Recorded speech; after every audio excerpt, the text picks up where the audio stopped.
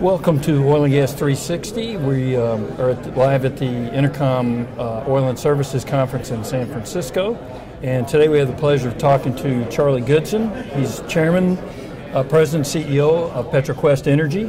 Charlie, welcome to 360. Both. Pleasure. Appreciate you taking some time for us. So we'll dive into a few questions. Charlie, PetroQuest has a terrific success rate, 95% drilling success on more than 900 gross wells. The company's focused on assets in the Gulf Coast, East Texas, North Louisiana, and the Woodford.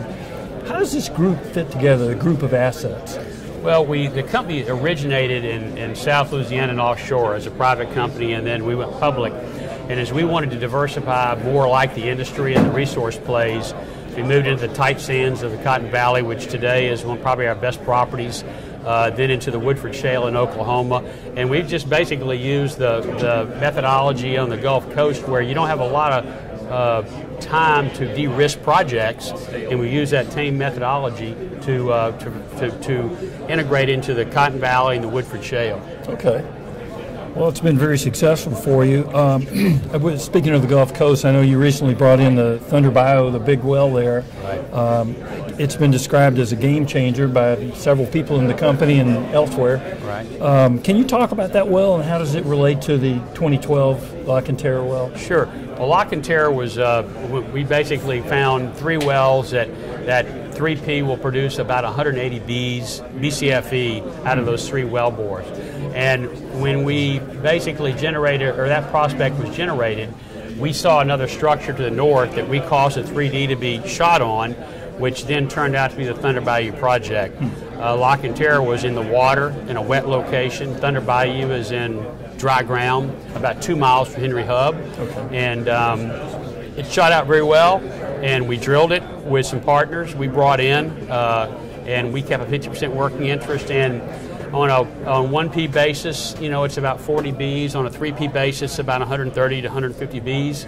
So it's on that basis about a 35 cent per MCFE finding and development cost. Wow. The well will generate $400 to $500 million of revenues, and so it's probably a 6 to 7, 10 to 1 return. That'll have a large impact on our production base over the next 7 to 10 years. Right. Oh, that's fantastic. What's next for the area? Are you looking at more? We have a joint venture, Bevo, called Fleetwood, which we have another energy partner generated. We bought into that has a myriad of projects. Everything from unseen structures that the 3D showed to projects like Carthage, where you have a tight sand that was economical vertical frac, but then we can lay a horizontal in there, and we have 50 to 200 locations in the Cockfield where we can take what would be a vertically fracked 80,000 barrel a day, 80,000 barrel well, and turn it into hopefully a 300,000 to 500,000 barrel well for a little over $3 million.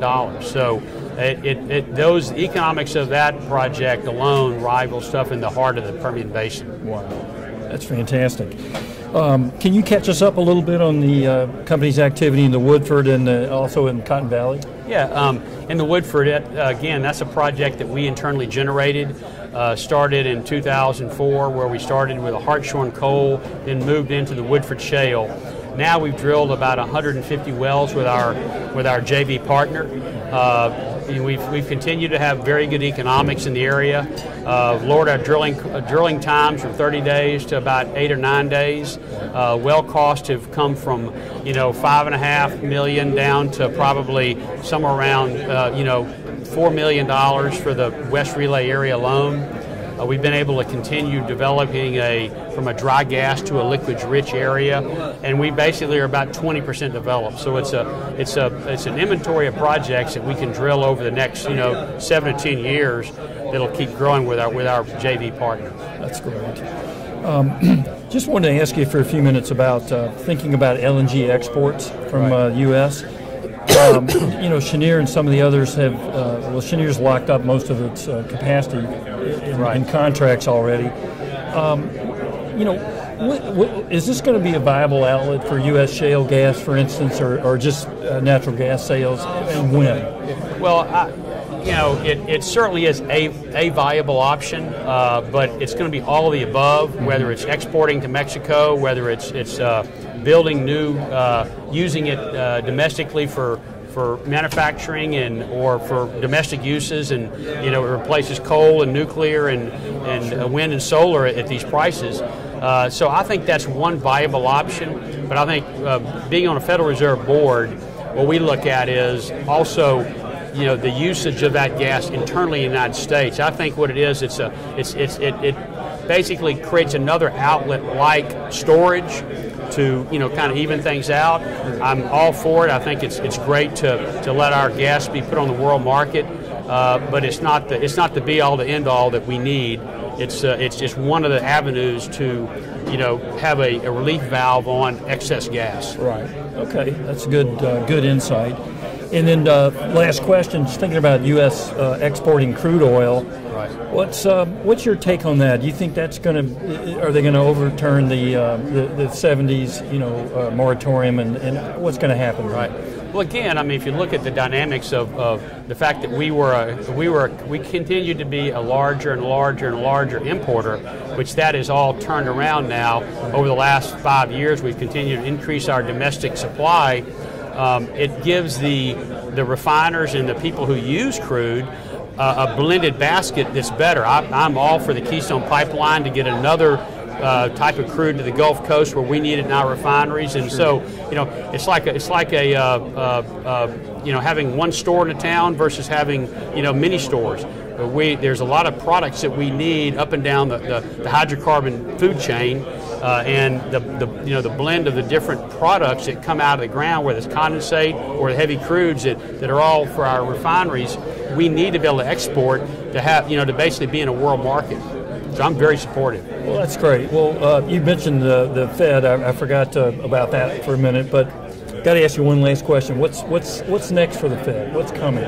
Well, I think Janet Yellen, who is new to the job, a great chairman. Right. She's she has a really good group of Federal Reserve presidents. And I think they've done I personally think they've, because I know a lot more about behind the scenes than most people do. I think they've done a wonderful job in this country of creating the liquidity this country needed. And I think she is, going to be seeing is going to raise interest rates. But I think, that she's going to be very judicious about it. And we're able to tell her about the impact of this slowdown in drilling and completion and the energy business and the lower commodity prices, how that may affect some of her Fed districts. And so we do have I report directly to Dennis Lockhart, the Atlanta Fed president, who reports directly to Chairman Yellen. And so I think it's a very good way to give them information that they need to make some decisions. But the next step is obviously sometime probably in 2015 or maybe as late as early 2016, you'll start seeing interest rates go up, right. which needs to happen. Right.